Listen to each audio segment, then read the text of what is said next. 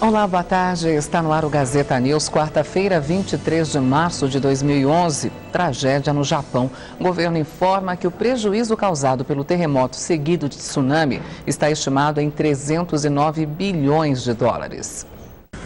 O valor é correspondente apenas a danos estruturais em casas e empresas do nordeste do país.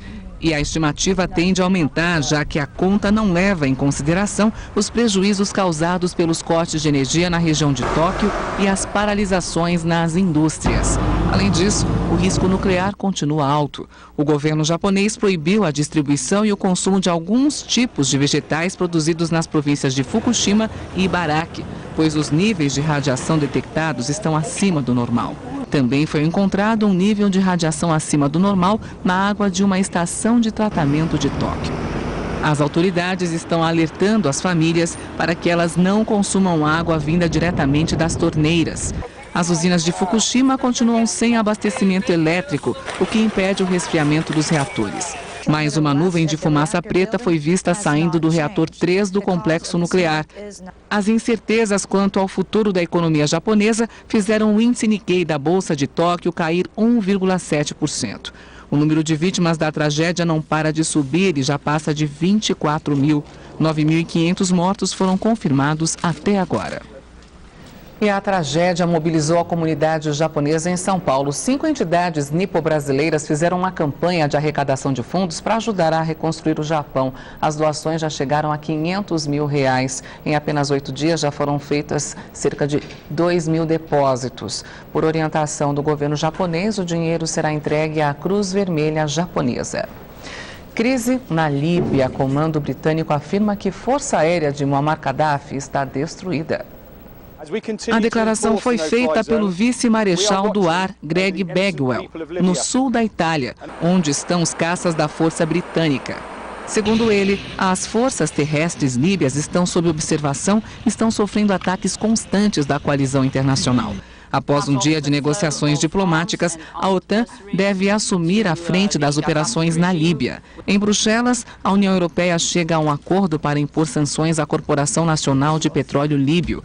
A mesma medida foi tomada ontem pelos Estados Unidos. A alegação é de que essas empresas estariam financiando o regime de Muammar Gaddafi. A secretária de Estado americana, Hillary Clinton, declarou ontem que um dos filhos de Gaddafi pode ter morrido em um dos ataques. Mas a informação ainda não foi confirmada. A cidade de Misrata, a 200 quilômetros da capital Trípoli, sofreu ataques aéreos por parte da coalizão. O alvo eram forças do governo líbio. 90 pessoas teriam morrido. Gaddafi, que está há 42 anos no poder, fez um breve discurso em frente à sua residência. O ditador pediu ao povo que continue lutando e disse que sairá vitorioso no final. Tecnologia. Os brasileiros estão cada vez mais conectados. Em um ano, os acessos à internet por banda larga com celular praticamente duplicaram. Os números são da Associação Brasileira de Telecomunicações, a Telebrasil. Foram 37 milhões e meio de acessos em banda larga fixa e móvel em fevereiro, um crescimento de mais de 50% nos últimos 12 meses. Mas o que surpreendeu mesmo foi o crescimento do número de acessos à internet rápida móvel, em modems de notebooks e também através de aparelhos celulares como os smartphones. Nestes casos, o crescimento foi de mais de 80%. Houve crescimento também do uso da internet rápida nos domicílios. Hoje, 7 em cada 10 casas que têm computador usam a banda larga. E o acesso à telefonia móvel também não para de crescer. A partir do dia 4 de abril, a Anatel, Agência Nacional de Telecomunicações, vai liberar cerca de 7 milhões de novas linhas na região metropolitana de São Paulo. As operadoras de celular que cobrem a área poderão utilizar prefixos iniciados pelo dígito 5. Até então, apenas os telefones fixos adotavam o prefixo. Segundo a Anatel, a partir de abril, quando uma chamada for realizada para um celular dessa série, as operadoras deverão informar se há uma ligação para telefone móvel por meio da mensagem chamada para celular. Essa medida deve vigorar até o final do ano que vem, quando está prevista a ampliação para 9 dígitos dos números dos telefones celulares. Atualmente, a região metropolitana de São Paulo possui 28 milhões de linhas móveis. Com a mudança, a região terá capacidade para atender quase 44 milhões de pessoas. No primeiro fim de semana do outono, o paulistano vai ter a sensação de que está em pleno verão.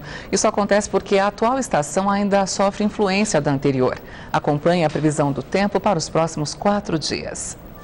Amanhã e sexta-feira, a capital paulista amanhece com névoa, mas o sol brilha forte desde cedo e, apesar do aumento de nuvens, não há previsão de chuva. Na sexta, os termômetros vão chegar aos 30 graus. No fim de semana, o sol predomina, faz calor de até 32 graus. Como a umidade do ar estará alta, podem acontecer pancadas de chuva à tarde. O par de olhos violeta mais famoso do cinema se despede de Hollywood. Morreu hoje, aos 79 anos, a atriz Elizabeth Taylor. A morte foi confirmada pelo filho e pela agente da atriz. Elizabeth Taylor estava internada desde o início de fevereiro com problemas cardíacos, que ela enfrentava desde 2004. Em 2009, a atriz passou por uma cirurgia para substituir uma válvula cardíaca. Por conta dos problemas de saúde, há 5 anos, Liz Taylor usava uma cadeira de rodas. Elizabeth Taylor nasceu em Londres em fevereiro de 1932. Estreou no cinema aos 10 anos de idade. Liz Taylor tornou-se a primeira atriz a alcançar a marca de $1 milhão de cachê com o papel de Cleópatra, interpretado em 1963. Liz Taylor ganhou 2 Oscars por Quem Tem Medo de Virginia Woolf, de 1966, e Dick Butterfield 8, de 1960. Considerada uma das mulheres mais belas do cinema, Elizabeth Taylor teve uma vida marcada por polêmicas. Casou-se 8 vezes e era viciada em analgésicos. Também ficou famosa por ações filantrópicas e pela amizade com o cantor Michael Jackson, morto em 2009. O funeral da atriz deverá acontecer no cemitério Westwood Village Memorial Park, em Los Angeles, onde também estão sepultados Marilyn Monroe, Natalie Wood e Truman Capote.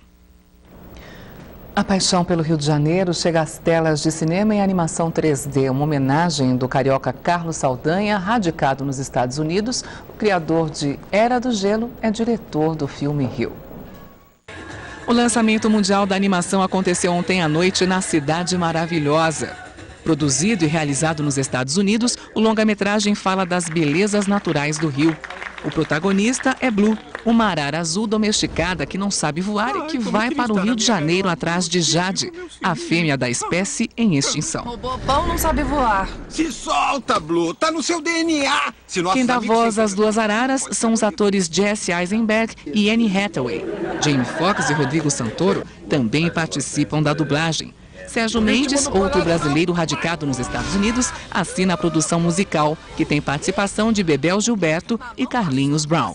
Pula e reza. Sai dessa, vamos logo, vamos voar, anda, você consegue. Eu consigo. Rio chega aos cinemas brasileiros no dia 8 de abril.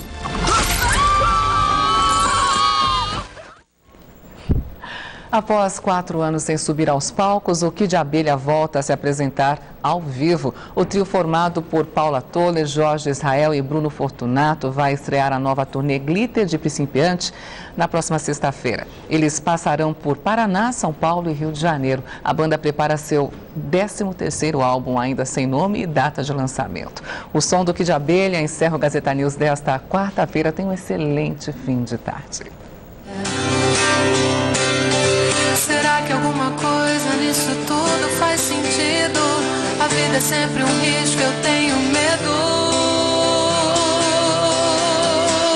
Lágrimas de chuva molham o vidro da janela, mas ninguém me vê. O mundo é muito injusto, eu dou plantão dos meus problemas que eu quero esquecer.